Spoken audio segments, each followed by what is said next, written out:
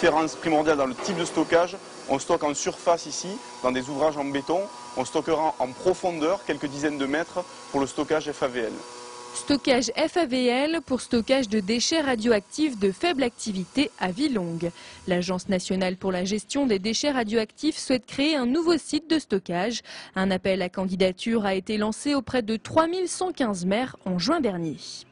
Il s'agit en fait de deux grands types de déchets. Des déchets provenant de la filière électronucléaire et il s'agit des déchets qui seront produits au moment du démantèlement des premiers réacteurs, des réacteurs de première génération, Chinon, Saint-Laurent et BG.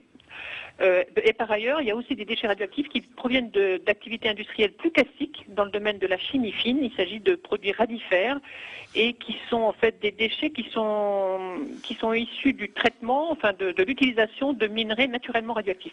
La commune de Soulaine accueillant déjà un centre de stockage, les regards se sont naturellement tournés vers elle pour ce nouveau projet.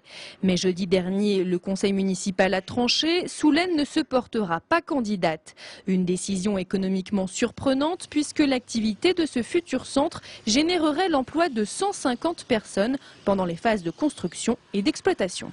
Ce sera peut-être un inconvénient, mais il n'y a pas que l'économie, enfin du moins l'économie liée au nucléaire qui compte. Je crois que la communauté de communes a maintenant mis au point 2 zones économiques, elle a aussi d'autres entreprises. Et deuxièmement, pour l'aspect de Soulaine proprement dit, je pense qu'elle est appelée à un grand développement touristique et elle vient de délibérer pour décider de postuler au titre de plus beaux villages de France. Et je crois qu'elle va y arriver et que ça engendrera un grand développement touristique. Un développement touristique moins juteux que ce développement nucléaire, mais surtout moins polémique. Depuis des mois, les opposants à ce projet tentent de se faire entendre. Aujourd'hui, ils sont satisfaits mais pensent déjà à leur prochain combat.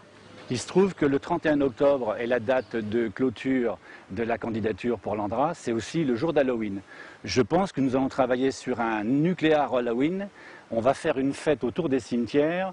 On va communiquer avec les esprits, avec les âmes. On va leur expliquer que c'est mieux qu'ils restent sagement dans leur repos éternel que de ressortir voir les vivants parce que l'air ambiant va devenir invivable.